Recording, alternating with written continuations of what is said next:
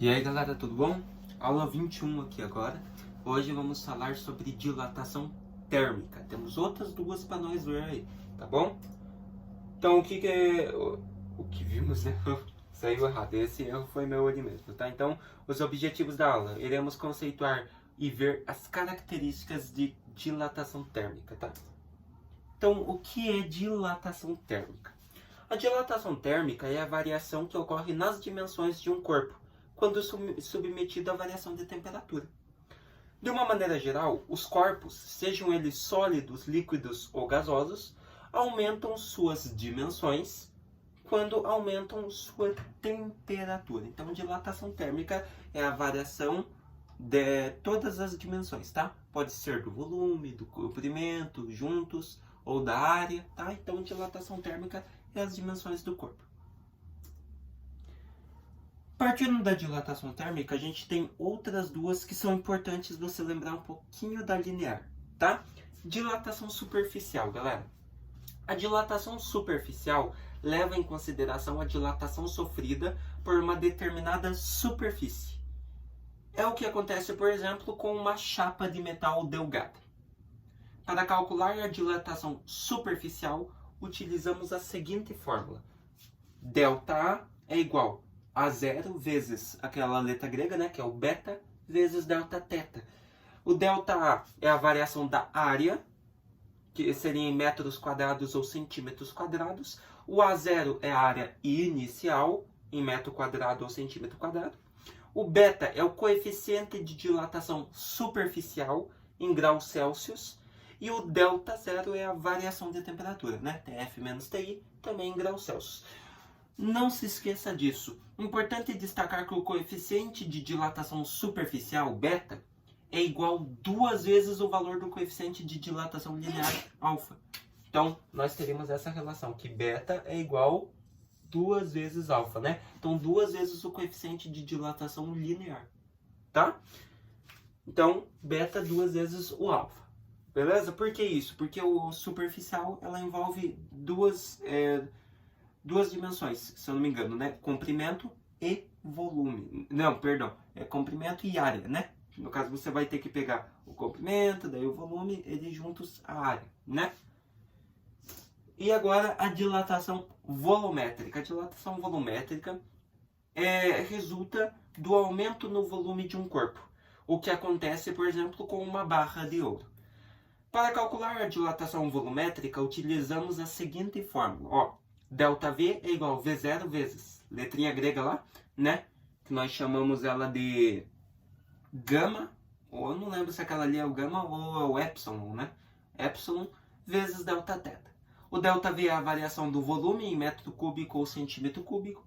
O V0 é o volume inicial em metro cúbico ou centímetro cúbico também. Aquele lá é o gama, né? Ou não lembro se é o gama ou o epsilon, tá? Vamos deixar entre gama e epsilon. É o coeficiente de dilatação volumétrica em graus Celsius também. E o Δθ já estamos aí, né? Cansados de saber variação de temperatura, né? Graus Celsius. Repare que o coeficiente de dilatação volumétrica, gama, ou epsilon, né? É 3 vezes maior que o coeficiente de dilatação linear. Então, outra relação, ó. Coeficiente de dilatação epsilon, ou gama, né? É igual 3 vezes o coeficiente linear alfa. Beleza? Então, na superficial é 2 vezes o alfa, na volumétrica teríamos que o coeficiente é 3 vezes maior que o alfa, né? Por que o beta é 2 vezes? Porque envolve 2 dimensões, formando a área, e o beta, o epsilon, né, que é o do coeficiente volumétrico, por que é 3? Porque já envolve 3 dimensões, comprimento, área e volume. Belezinha? Olha um exercício então, galera. Uma chapa quadrada de alumínio possui lados iguais a 3 metros, quando sua temperatura é igual a 80 graus Celsius. Qual será a variação da sua área se a chapa for submetida a uma temperatura de 100 graus Celsius? Considere o coeficiente de dilatação linear do alumínio, 22 vezes 10 na menos 6 graus Celsius. Então, galera, como envolve área, a gente vai ter que utilizar com certeza a fórmula da superficial, né? Então eu já vou deixar aqui o que é o do beta. Como a chapa quadrada Como a chapa é quadrada, para encontrar a medida da área inicial, devemos fazer que área seria igual aos lados, né? O lado ao quadrado, né? A área do quadrado é igual ao lado ao quadrado. Logo, nós teríamos que a área vai ser igual. Qual que é o valor dos lados dessa chapa de alumínio quadrada? 3 metros.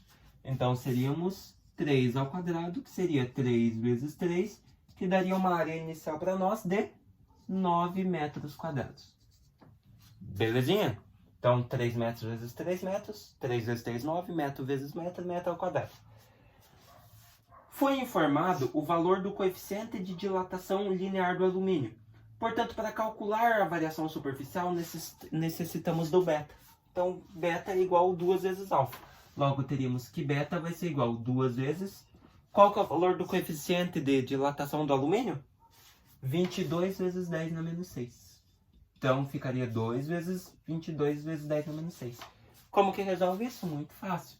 O coeficiente beta vai ser igual a 2 vezes 22, 44. E o 10 na menos 6 você repete. Então, coeficiente beta, 44 vezes 10 na menos 6, tá? Só multiplicamos por 2, que é a relação lá, né? Então, tá ali ó, no slide também.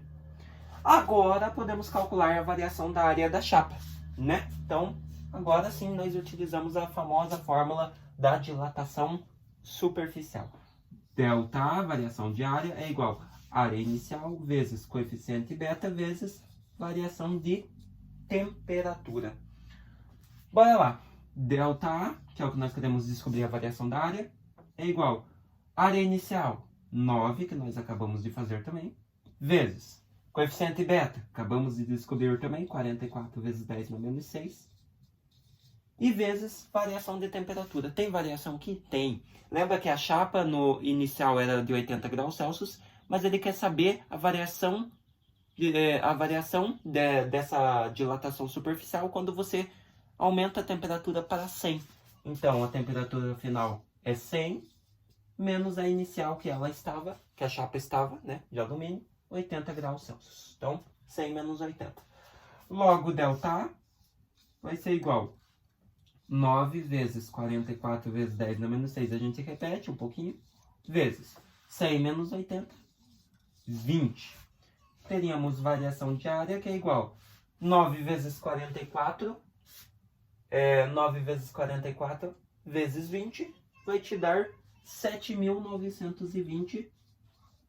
Né? Então, multiplicamos 9 por 44 vezes 20.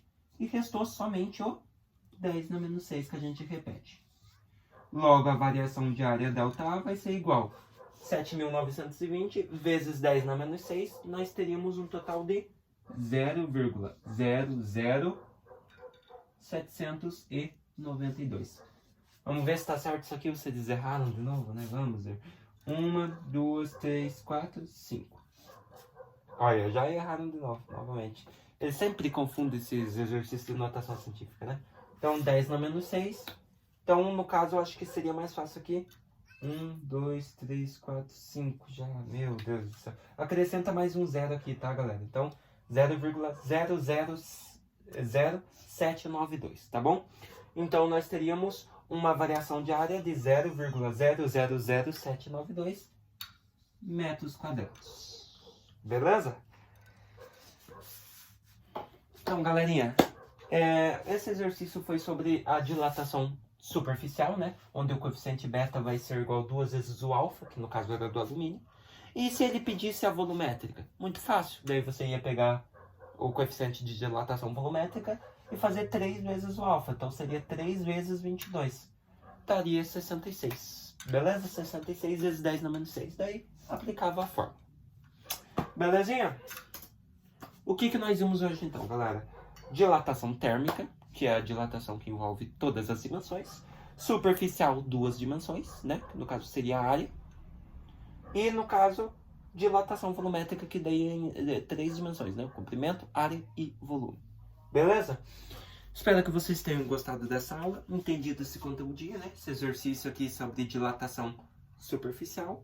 E se vemos na nossa próxima aula, galerinha. Até mais.